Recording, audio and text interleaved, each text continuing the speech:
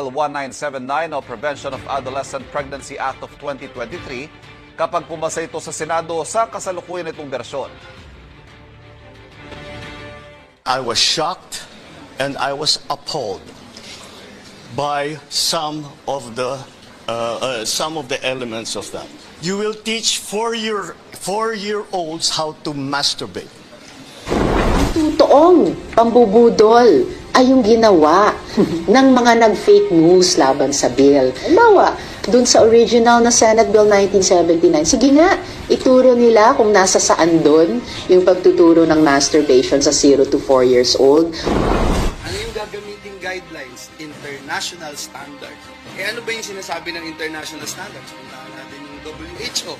WHO, 0 to 4-year-olds are to be taught early childhood masturbation. Bakit sinasabing ang Senate Bill na ito ni Senadora Hontiveros ay sinasabing may halong pambubudol?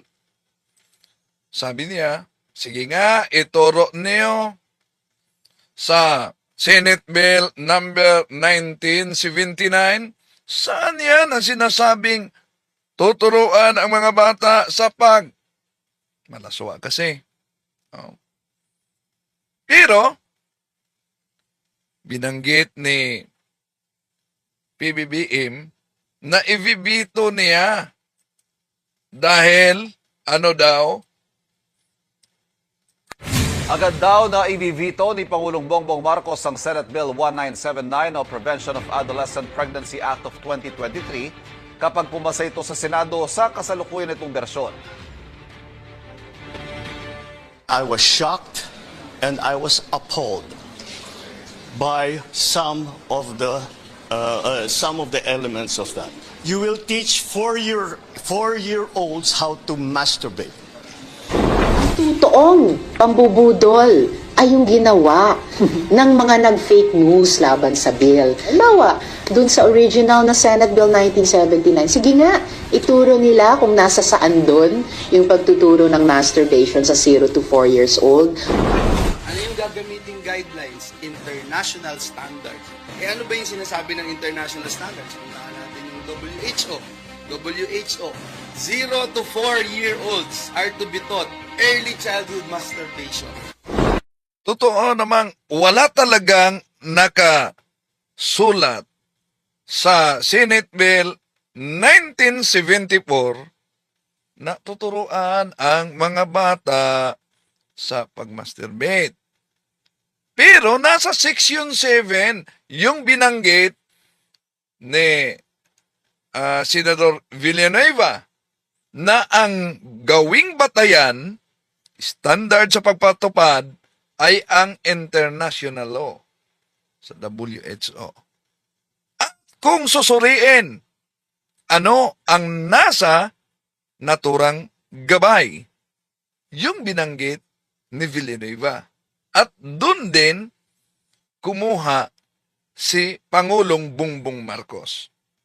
Tatalakayan natin ito dahil sabi ni Hontiveros, ang nagpakalat ng fake news, yun ang pambubudol. Tanong, bakit binago? Tinanggal na daw yung gawing batayan ang international law. Ano ang dahilan? Bakit tinanggal? Dahil po ba na-discover yung pagtatago? At hindi lang yan, ito'y may kaugnayan din sa LGBTQ. Nauna nang idiniklara ni US President Donald Trump na dalawa lang na kasarian sa Estados Unidos ang kikilalanin sa kaniyang gobyerno. Tatalakayin natin ito, samahan ninyo ako. Kasi kamalingan, pag palaging inulit-ulit ay magmukha talagang katotohanan para sa ating mga kapatid na kulang ang kaalaman. Ang pagkadaya ay maranasan sa iba't ibang paraan. Pero napakasakit pag madaya tayo sa pananampalataya. Dahil nanganib pati ang ating kaluluwa. Viva Cristo Rey! Pro Dio et Ecclesia! Kumusta? Kung maalala ninyo, Agad daw na kasi kamalingan, pag palaging inulit-ulit, Agad daw na i-veto ni Pangulong Bongbong Marcos. Kumusta? Kung maalala ninyo yung House Bill noon sa tinatawag na anti-life bill, na ipasa na yung kaugnay sa mga contraceptives. Noon, naalala ko, si Pangulong Bongbong Marcos noon, isa pala sa co-author. No? At senador siya, tumatakbo siyang senador, at nakapunta siya sa Lanao del Norte kung saan nagsagawa kami ng press conference. Tinanong ko siya kung anong reaksyon niya kaugnay sa Senate bill na yan na tinatawag na anti-life bill. Ang sagot niya, nabasa mo ba yung nasa panukalang batas? Wala namang sinabi diyan na anti-life. Sino bang mamabatas na gumawa ng anti-life na para maging batas? Ang tinutukoy ko doon, yung term na anti-life, yung contraceptives. Yun, matagal na. Ngayon, 2023 pa ito na Senate Bill 1979 ni Senador Risa Hontiveros. Si Senador Risa Hontiveros kasama si Senador Tolpo, si Senador Robin Padilla, sila ang may Senate Bill kaugnay sa isagawang batas dito sa ating Pilipinas na magiging legal ang divorce. Di ba? Legal ang divorce. Yun. Mainit yan na usapin. So, kinukommunicate ko kagabi si Dr. Rene Joseph Bolieser ng Human Life International para makasama natin. Pero may seminar pala siya ngayon. Sa Davao ba? Yun. No, may seminar si Dr. Baka bukas makasama natin. Dahil nauna nang tinatalakay sa Human Life International na itong mga panukalang batas, kailangan talaga na vigilant tayo mga kapatid. Dahil pinapaganda. Di mo makita, halimbawa, yung tinatawag na anti-life bill noon. Dahil may mga grupo na nagmamasid talaga, nakita yung ilang mga provision doon na kung ikay totol, kung sa publiko magpahayag ka, ay pwede kang kakasuhan. Kaya natanggal yon. Ngayon, nang pumutok itong Senate Bill 1979, sabi ni Hontiveros, ay kung basahin ninyo, wala namang nakasulat yan na tuturuan talaga ang mga bata sa pagsagawa ng masturbation. Kaya sabi ng ibang mga kolumnista, nabasa kaya ni Pangulong Bongbong Marcos ang Senate Bill 1979? Bakit sinabi niyang ang mga bata ay tuturuan ng masturbation? Dahil sa seksyon 6. Numero 6 pa, ha? Ang numero 6, numero ng demonyo yan. Na naunang tinatalakay ni Senador Villanueva, Joel Villanueva, na ang gawing batayan sa pagpatupad ay ang international law. At doon sa tinatalakay niyang WHO, ano ba yon? Doon nakita ang nakatago na sinasabing pagtuturo ng masturbation. Di po ba? Nakakabahala talaga ang ganito. Pero ang tanong, binabago na umano. May press conference kahapon si Senador Risa Hontiveros. At tinanggal na umano yon. Kaya kailangan talagang suriing mabuti. Dahil nasa etong naturang Senate Bill na ito ay may kaugnayan ang ibang bahagi sa LGBTQ mga kapatid. No? So bago natin tatalakayin, welcome muna natin ang mga pumasok sa ating channel ngayon. Welcome sa lahat na pumasok. Si Christy Concepcion Sherot. Good noon, Sir Windil, Ma'am Sara, God bless. Si kapatid na Marisa Makahilos, George Cabrera, si Charity Concepcion Sherot. Dapat ang ituro ang mabuting asal ay hindi kalaswaan, makinig sa turo ng Catechism of the Catholic Church para may matutunan. God bless. Robel, good afternoon po. Margie Saligan, magandang buhay. Bro, hindi. Si Stephen Diumampo, diyan sa Turil, Davao City. Si Shibugs 888 diyan sa Los Angeles. Kumusta kayo diyan sa Los Angeles, kapatid? Oh. Si Virards Canyonio, si Emeline Chua Estava, si Ayos wala nang sunog. Very good. Yang restricted retracted na missile. Fermin German sa Uman. Si Jill Bilog. Tingnan natin sa pananampalataya at katuwiran. Maraming salamat kay kapatid na Mila Buhawi sa Stars. Si 200 Stars. Si Saidun, maraming salamat po. Sa ating mga kapatid sa Sampaguita, Ganda, at sa lahat nating mga kapatid na sumusubaybay.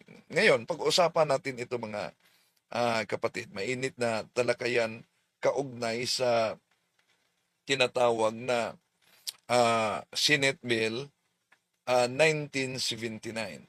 Si Anawin, tama po, ang dapat ituro sa bata ay katisismo at aral Kristiyano. Pero alam niyo ba, nasa DepEd na talaga yan ang sex education. Ang problema, lalo na pag yung magtuturo, kahit na nakakaalarma talaga ito sa mga magulang, ang nagtuturo kahit na sa Katolikong Universidad mga kapatid, na nagtuturo kung paano sa sex education, safe ka sa posibleng mga sakit. Delikado talaga, di ba? Pero nasa sistema na kasi yan. Kaya kailangan ang katisismo din magsimula sa loob ng tahanan.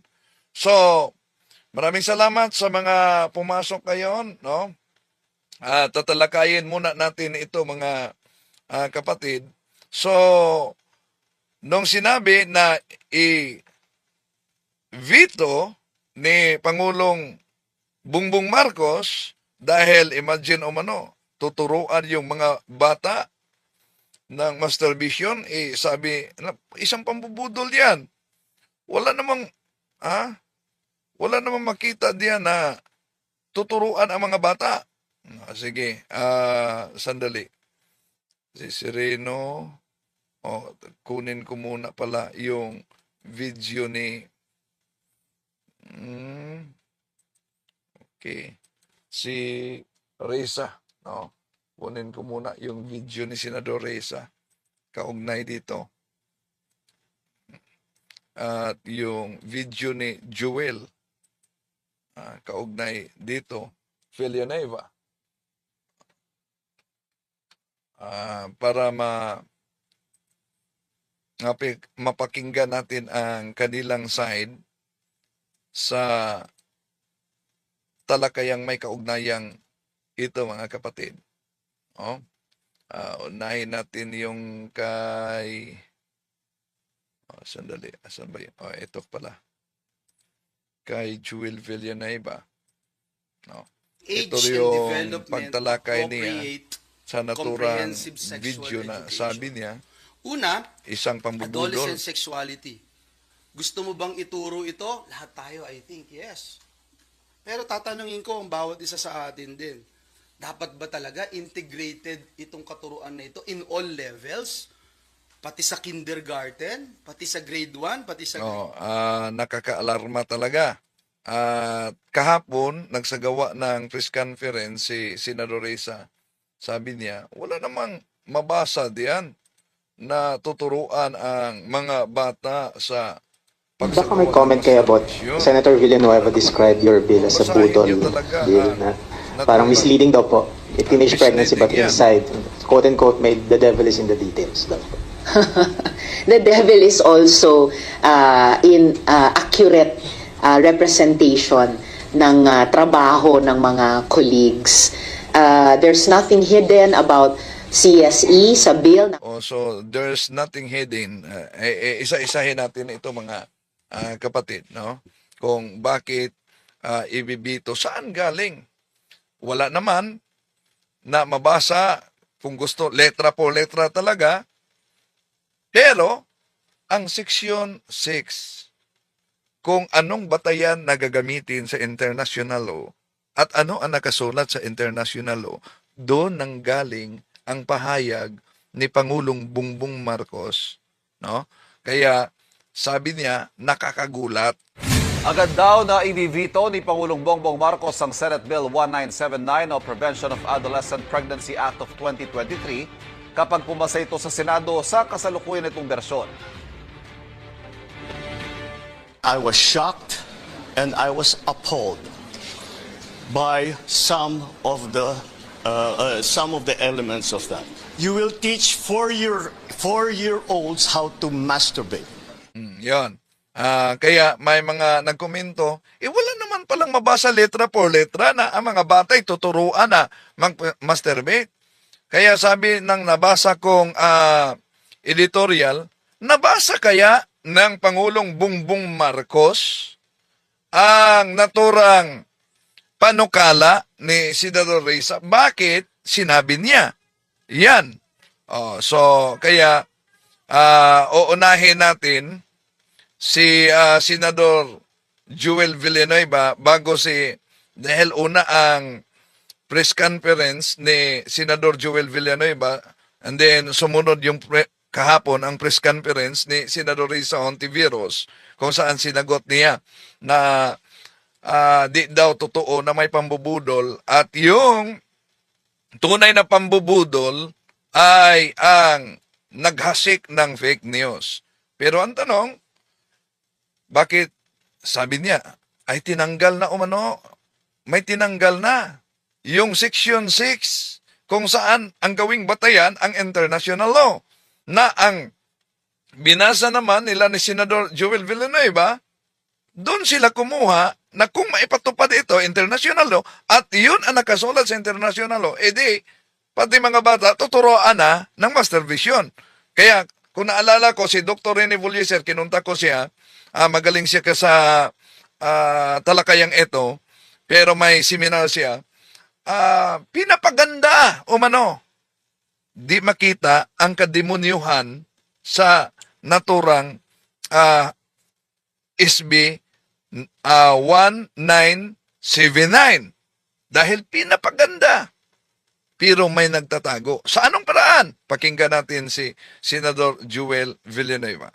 age and development appropriate comprehensive sexual education. Una, adolescent sexuality. Gusto mo bang ituro ito? Lahat tayo, I think, yes. Pero tatanungin ko ang bawat isa sa atin din. Dapat ba talaga integrated itong katuruan na ito in all levels? Pati sa kindergarten, pati sa grade 1, pati sa grade 2? Tapos, ano yung specific na gusto nilang ituro? Halimbawa, teen dating, issue ng pornography, paggamit ng contraceptives, etc. Ngayon, saan daw ipapatupad itong pagtuturong ito? Public and private schools. Ano yung gagamiting guideline? Mga kapatid, alam nyo, Mrs. nagtuturo sa college, high school din, no? at nagsa-sign language, lalo na sa mga estudyanteng meron talagang mga ituturo ng sex education kahit sa katolikong paaralan dahil nasa sistema na yan. At lalo na pag yung nagtuturo ay may affiliation sa LGBTQ, nako, grabe talaga ang diskusyon kaugnay yan kung makikinig kayo. Kahit sa katolikong paaralan, ha? Grabe. Okay, tuloy natin. International standards. Ano ba yung sinasabi ng international standards? Puntahan natin yung WHO. WHO, 0 to 4-year-olds are to be taught early childhood masturbation. 4 to 6 years old are to be taught skills to talk about sexual matters. What feels good, quote unquote. 4 to 6 years old. 6 to 9 years old are to be taught. So, ito ang sinabi ni Senador Reza. Wala naman, tingnan niyo. Yung original talaga na Senate Bill 1979. Wala yan. How about ang Section 7 na ang gawing batayan ay ang international law? Na ito naman, sinusuring mabuti, hindi lang yan, si Senador Joel Villanueva, kahit na si dating Supreme Court Chief Justice Maria Lourdes Sereno. Si Maria Lourdes Sereno, ibang relihiyon din siya tulad ni Villanueva. Pero vigilant sila kaugnay dito, no? Vigilant sila. Si Senador Rafi Tulfo, Katoliko siya, pero nawala ng gana umano niya sa pagsimba dahil tinatalakay natin yan, anong dahilan nawalan siyang gana dahil sa siksi umanong nagsisimba at may nakita siya na di dapat makita, kaya nawala na siya ng gana sa pagsimba. So, pero itong ibang mga religion, vigilant sila kaugnay dito, na-trace nila na delikado ang House Bill dahil may nagtatago sa likod ng kagandahan. At yun din nakarating kay Pangulong Bongbong Marcos, kaya nagpahayag na i-veto niya umano kung sakaling makalusot ito sa Senado. Tuloy natin. About acceptable sex, ejaculation, enjoyment, and pleasure when touching one's own body. 6 to 9 years old. Sinong mga magulang ang hindi mag-aalala dito? 9 O, yun. Buti na lang na nakita nila, pero ito talaga sabi ni Senador Hontiveros, tinanggal na natin yan. Tinanggal na natin yan sa bagong version ngayon. O, pero pag-aralang mabuti. Kung tinanggal na yan, sa bagong version, wala bang posibleng version din na pwedeng itinago? Kaya kung nanindigan si Senador Risa Hontiveros, wala talaga yan. Bakit may tinanggal? Bakit may tinanggal? Ba't di na lang niya pinanindigan? Di naman totoo yung interpretasyon nila na dahil sinabi sa Section 6 na ang batayan ay ang international law. Di naman yun totoo. Bakit tinanggal niya yun? At may posibilidad ba na kung tinanggal, ay pinag-aralan paano maitago? Kaya kailangan talaga magmasid kaugnay dito. Tuloy natin. to 12 years old, again, WHO po ito, are to be taught the skills to make a conscious decision about whether to have sexual experiences or not, along with information about masturbation and orgasm. 9 to 12 years old. Puntahan naman natin yung UNESCO. Kasama din yun yung UNESCO. Sa UNESCO, sa 12 to 14 years old, they have the right to... So, dahil nasa Section 6, Section 6 sa naturang Senate Bill 1979, no? Ang international law. Kaya ito'y tinatalakay ni Senador Joel Villanueva, no? Na nakakabahala talaga itong House Bill na ito. make their own decisions about sexuality. Walang pakialam kahit sino. Walang say ang mga guro. Walang say ang school administration dito sa CSE delivery. Wala po. Dapat daw integrated sa curriculum. Ngayon, kung isang Christian school, for instance, hindi magpapatupad nito, ayaw ipatupad nito, ano mangyayari? Oh, yan. Buti na lang, yung House Bill noon na nagawa talagang batas na tinatawag na anti-life, sa daming mga nagsusuri, nakita yung version na yan na noon na sinabing kung sino man ang magpahayag nito kahit pari pa sa pulpito maghuhumili against nito ay pwedeng kakasuhan. Yun, tinanggal yun, nakita yun. Para bang ang kinakopy-paste nila ang nasa ibang bansa na ngayon sa pagbalik ni US President Donald Trump, mga kapatid, binabasura na niya yon. Napansin niyo ba sa Estados Unidos? Yung mga pro-life na nagrarally, hinuhuli noon. Ilan yung mga nahuli na mga pro-life kahit mga matatanda, hinuhuli. Dahil nasa batas na nila, yun. Pero sa pag-upo ngayon ni Trump, yun. Kahapon, nakita siguro ninyo ang balita na naglagda si Trump ng presidential pardon sa mga hinuli na may kaugnayan sa rally sa Human Life International against sa mga batas na abortion, yon, inuhuli. Kahit pare, inuhuli. No? Grabe na talaga ang pangyayari, mga kapatid. So, sa pag-upo ni US President Donald Trump, napansin niyo ba? Karamihan sa kanyang gabinete, mga Katoliko. Pati na sa advisors. At dineklara niya, 2 lamang na gender ang kikilalanin ng kaniyang gobyerno. Pero dito, ang Senate Bill 1976, may kaugnayan din ito sa LGBTQ. Okay, tuloy natin. Tanggalan po sila ng accreditation. For example, ng Philippine Accreditation System for Basic Education. Nanganganib ito dahil how about yung Christian umano? Maliban sa mga naging katolikong paaralan na pero tinatanggap, may mga katolikong paaralan na tinatanggap ang ganitong pag-aaral dahil nasa sistema na. Pero nangangamba din, may paaralan kasi sila sa born again. Sila si Villanueva, kaugnay dito, mga kapatid, na kung di tatanggap, matanggalan din sila sa pag-operate sa naturang paaralan. Ayan. Dahil compulsory po Dahil compulsory, tinatanggal na rin po yung parental authority. Napakalinaw ng ating konstitusyon, Article 14, Section 2, Article 14, Section 2 of our Constitution. Napakahalaga nung binabanggit po dyan na karapatan ng ating mga magulang to rear their children.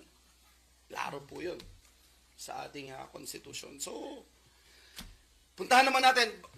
I just can't believe this. We're even entertaining this idea. No? May constitution tayo. Bakit international guidelines? Ba't tayo susunod sa kanila? May sarili tayong kultura Ito naman po, no, pag hindi sa eskwelahan, papaano naman, kasi ang masakit po dito yung pagtuturo naman dun sa alternative learning system. Paano yun? Paano yung alternative learning system? Nakalagay po dun sa CSC na yung pamamaraan para ipakalat itong tinatawag na sexual education, peer-to-peer.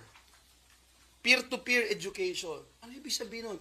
Kapwa bata magtuturo ng sexual education? Paano naman po yun? Ina-activate din po dito ang lahat dito sa bill na to pag binasa nyo po. Hindi lang DepEd, kasama ko yung mga barangay health workers, SK, LGU, CSOs, NGOs, pati mga line agencies, DILG, DSWD, MTRCB. Pambira, ano ba yan? Meron ba tayong national emergency sa sexuality education? Ito yung priority. Akala ko ba mababa yung rank natin sa PISA? Akala ko ba kailangan natin pagtuunan yung pagtuturo ng math and sciences sa ating mga kabataan? Ngayon, ito, dito tayo magpo-focus. Ako ho, hindi ko itatago yung aking saloobin dito. And I will continue to say it. I am rejecting this bill. Before Mayan, pero sir, sinabi ni Senator Hontiveros sa press con kahapon na walang anumang provision tungkol sa pagtuturo o panghikayat ng masturbation sa mga batang edad 0 to 4, and then hindi daw ginagamit sa Pilipinas yung pinipilit na standard for sexuality education yung in Europe. So parang sabi niya, maraming fake news o parang fabricated yung mga sinasabi ng ilang grupo na nag-o-oppose dito. Ano po yung guidelines na susundin? Kasi nakalagay po doon international Ako ho, Oh, nasa section 6 yan. Nasusundin ang international guidelines. Kaya, tama namang sinasabi ni Senador Hontiveros, wala naman, kung babasahin nyo, wala namang mabasa letra por letra na tuturuan ang mga bata. Pero kung susuriin talaga, how about yung section 6? Na international guidelines, ano ba ang nakasulat sa international guidelines? Yung tinatalakay kanina ni Senador Joel Villanueva. Yon, kaya nababahala. Ngayon, sa press conference, mamaya parinig natin, tinatanggal na daw umano yon. O tinatanggal sa bagong version, tinatanggal na umano. Ang tanong, kung tinatanggal, ibig ba sabihin dahil nabuking? Tinatanggal yon para makalusot. Kung nabuking tinatanggal yon, ang tanong, di ba yon sikretong itinatago? Kaya kailangan talagang susuriing mabuti bago maging batas yan. Tuloy natin. hindi ko na lang sasabihin kung sino. May nakausap po ako sa plenaryo at ito yung binanggit sa akin. Kasi UNESCO yan eh. Kasi yan yung sa WHO eh. Binanggit po sa akin. And so sabi ko, well, let's debate on it. And if I'm the last one standing here in the Senate, so be it. I will oppose this measure. Kung ganitong pagkakasulat na, I'm sorry. May anak din po ako eh. May anak din po ako. Hindi po pwede na kukunin mo yung karapatan ko bilang magulang at Tama. alam niyo, ano ba yung nangyayari sa ibang bansa? Hindi ba ito yung gustong mangyari nitong mga nagtutulak nito? Kahit sasabihin nila na otherwise. Okay. May nag-comment dito na mahina daw ang sound ni Senador. Kumusta ngayon? Pinalakas ko na ang sound niya. No? So, tama. At di lang yan, nagsulat mismo ako sa paaralan, mga kapatid, na dahil naging bahagi na kasi kahit sa katolikong paaralan, naging bahagi na yung sa PE lang nila, sa PE nila, sa amin sa college noon, wala yan. Iba yung amin. Pero ngayon, meron na silang yoga. Yoga. Yung yoga, malinaw yan sa aral, lalo na sa mga exorcist na galing yan sa occultismo. At opening yan. Bawat galaw sa yoga ay dedicated sa fallen angels. Pero bahagi yan sa PE, mga kapatid. Bahagi na yan. At di lang yan. Meron pang mga kahit katolikong paaralan, so meron pa silang card reading, di po ba? Occult yan, card reading. Card reading is occult. Pero may bahagi kasi sa pag-aaral sa psychology, na hindi kinikilala nilang occult yan, kaya ginagamit nila sa pagbabasa sa ugali ng tao, lalo na yung tinatawag na enneagram, O card reading, di nila kinakilala na occult yan.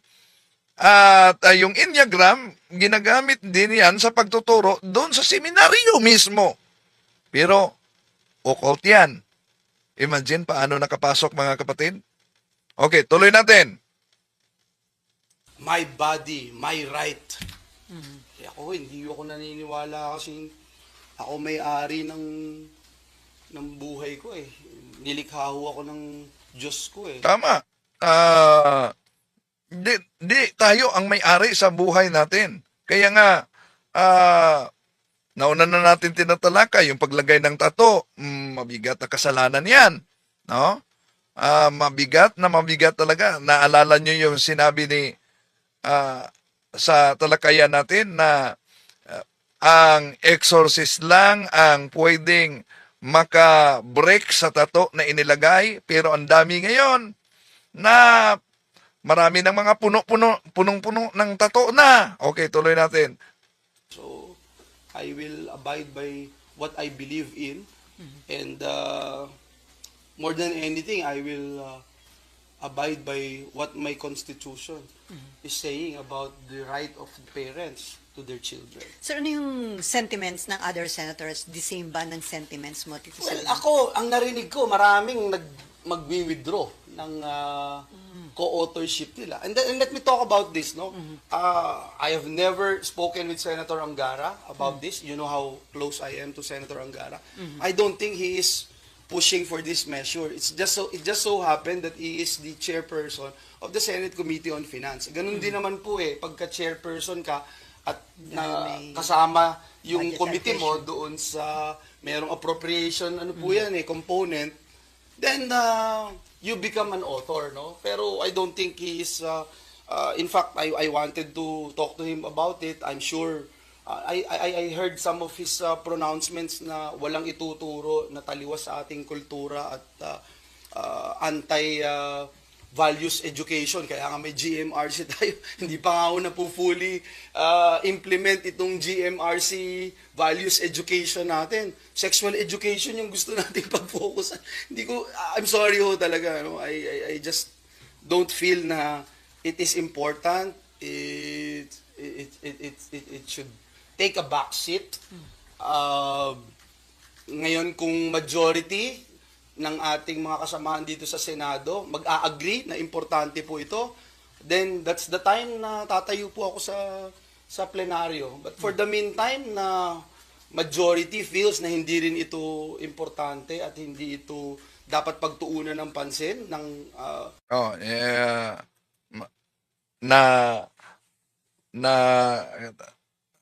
noong mga ilang taon ba yon, nagiging viral yung kaugnay sa gawing legal sa bansa ang divorce, di po ba? At sila si Senador Hontiveros talaga, Senador Tulfo, Senador Padilla ang nagsusulong na maging legal na sa ating bansa ang divorce. Ngayon, ito na naman mga kapatid. Kaya, sandali, may nabasa ako dito.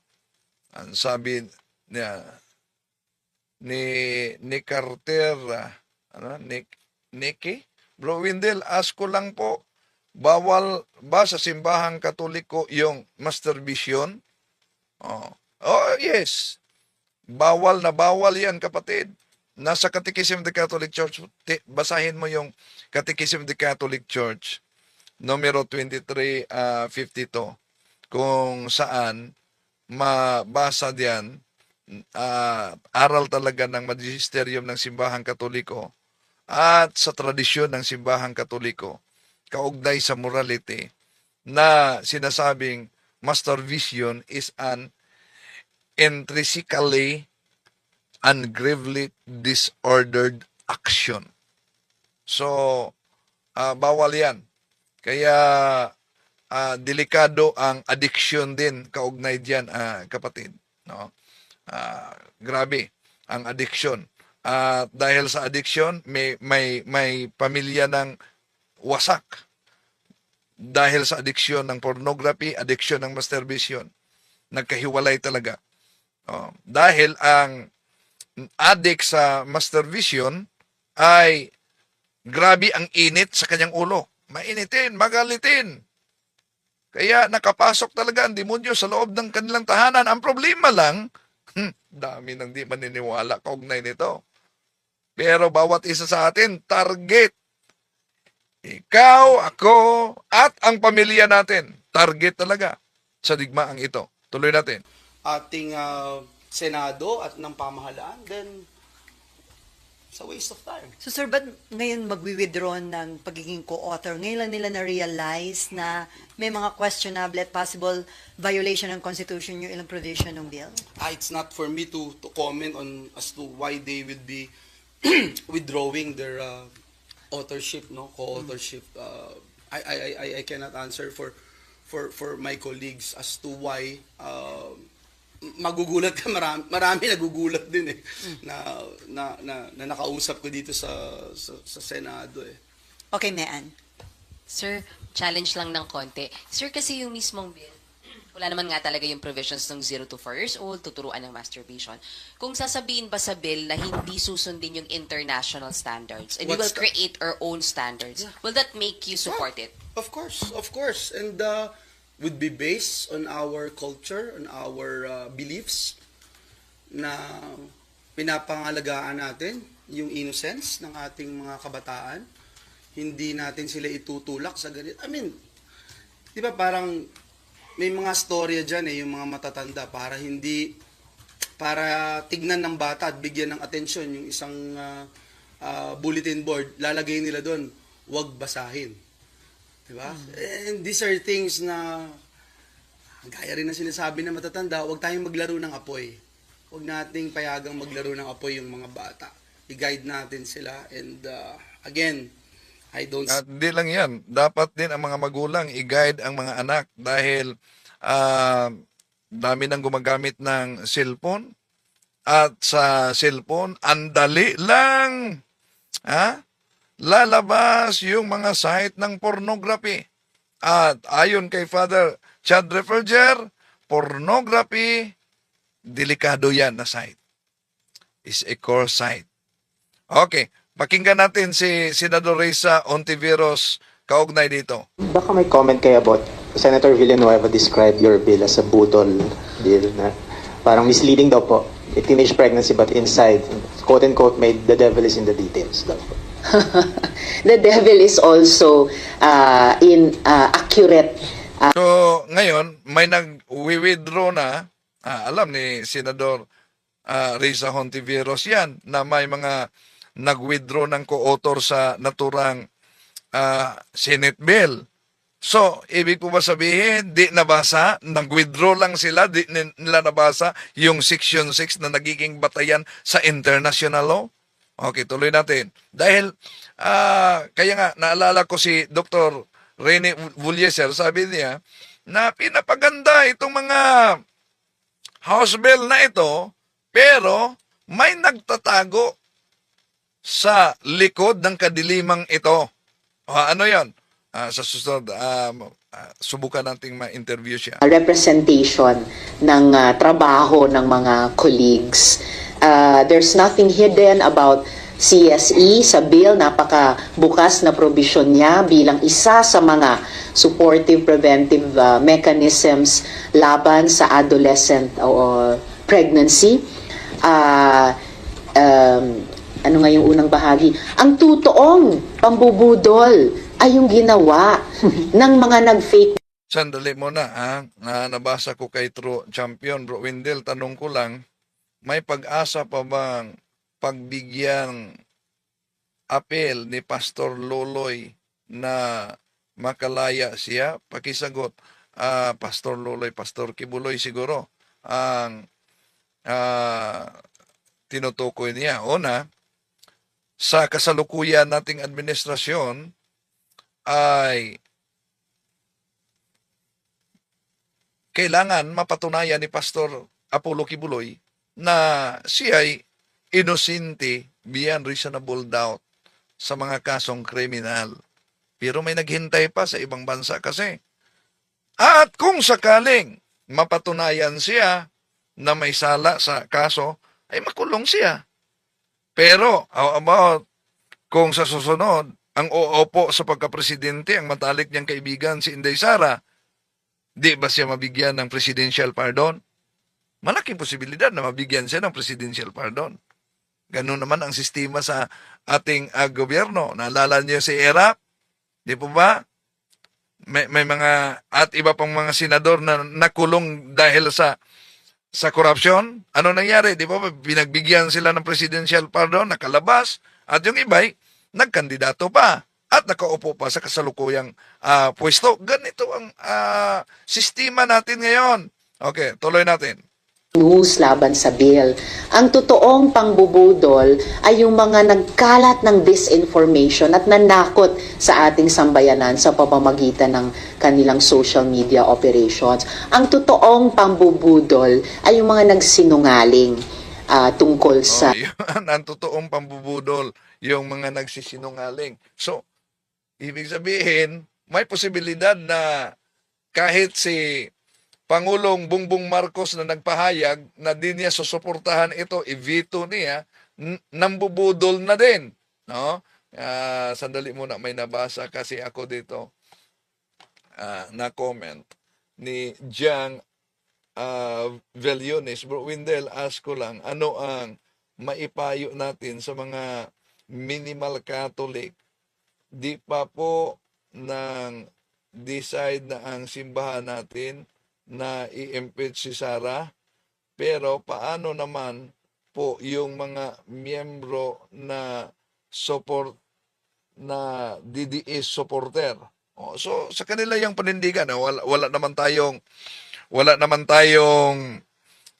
di naman tayo tulad sa Iglesia ni Cristong Tatag ni Felix Manalo na dapat kung ano ang desisyon ng sentral, ito'y sundin talaga ng mga miyembro, mga kaanib nila. Oh. Okay. So, tuloy natin si Senador Risa.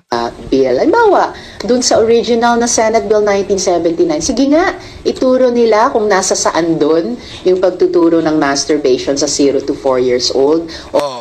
Kung letra por letra, wala talaga dahil may nagtatago.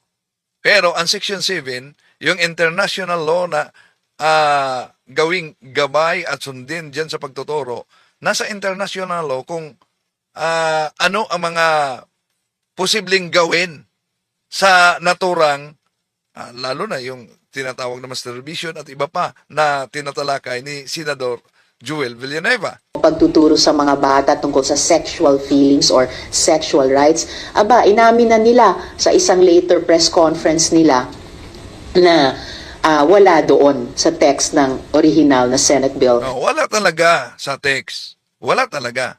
Pero, yung Section 6 na ang gawing gabay at sundin ang international law.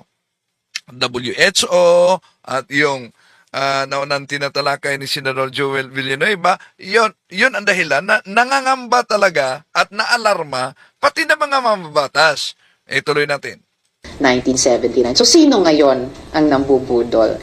Anyway, let's get back to the substitute bill.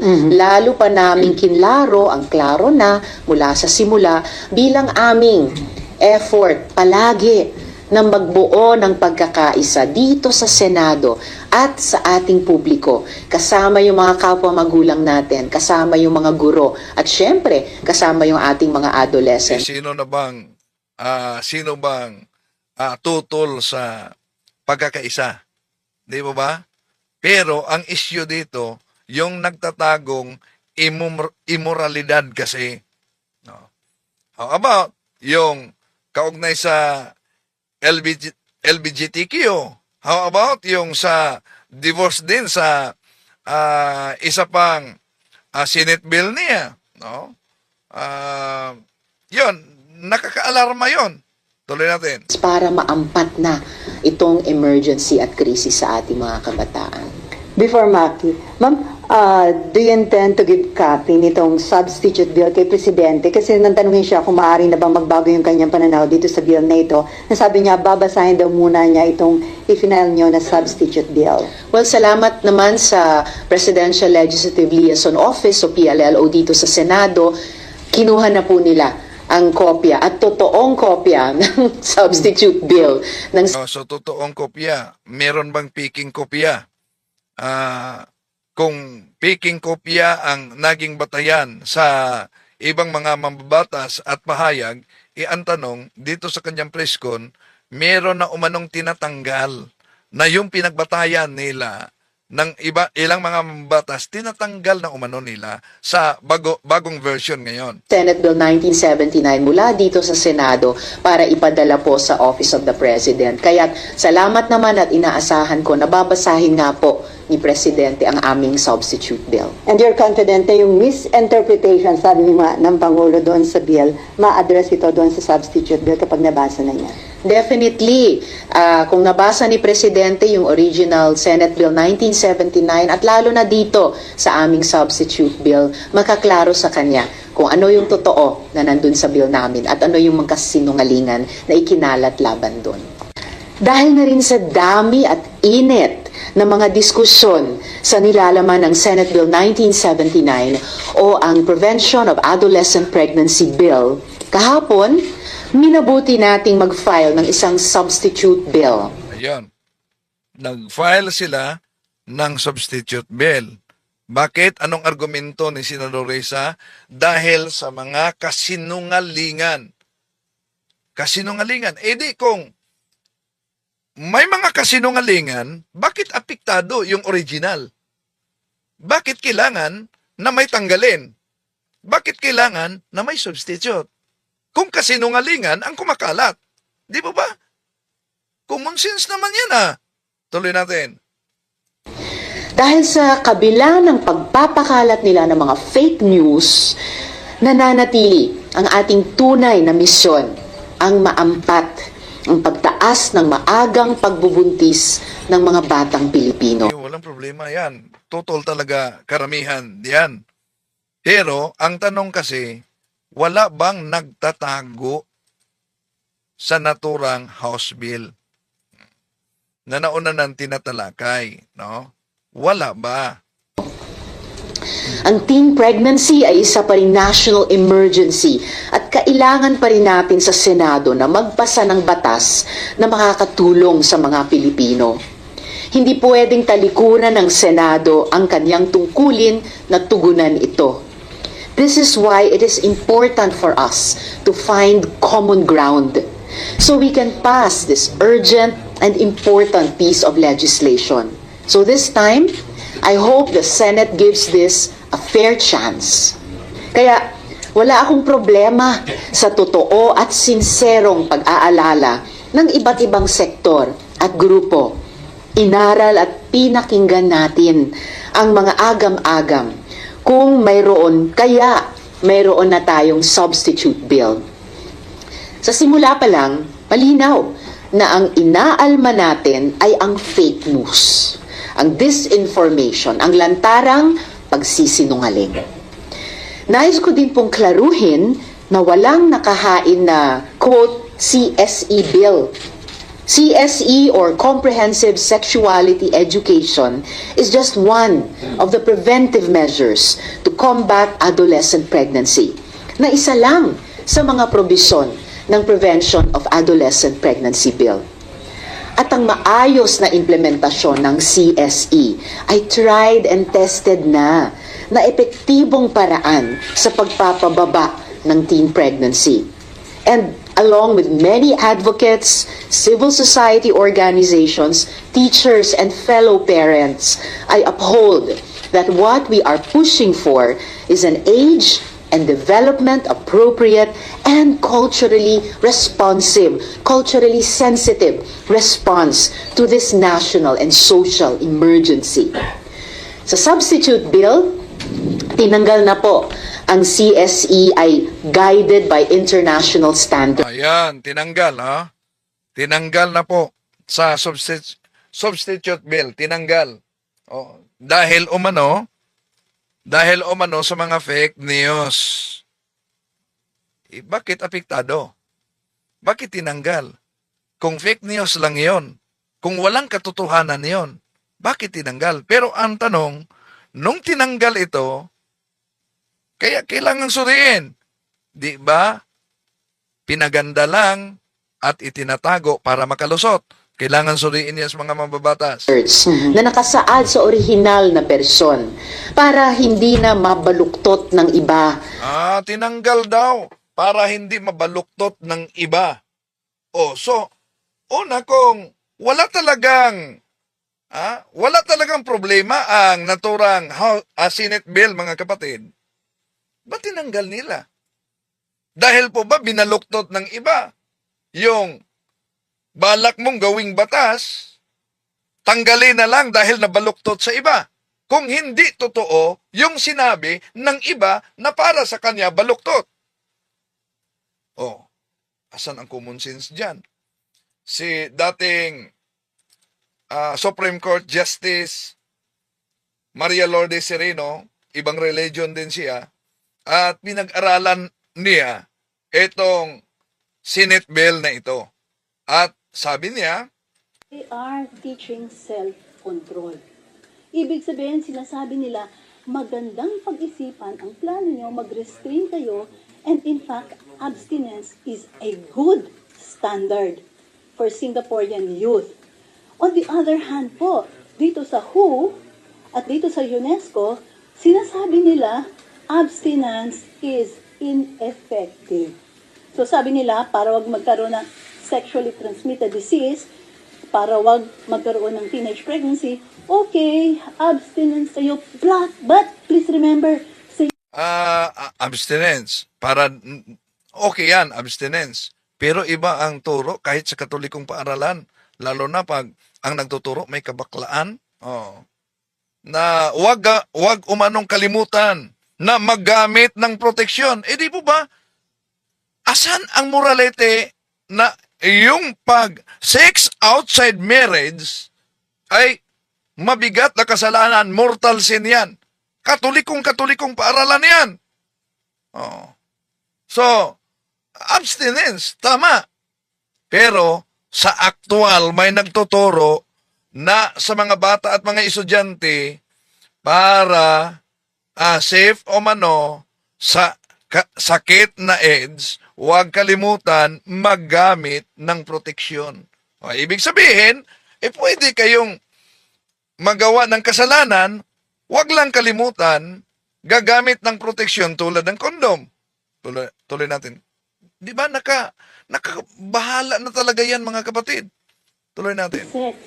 Kaya sa curriculum na makikita nyo sa iba't ibang bansa, tinuturo na ang tamang paglalagay ng kondom. So, may parent who is willing to testify na dun sa school nila sa Cavite, itinuturo ang mga bata kung paano maglagay ng kondom sa TV remote control.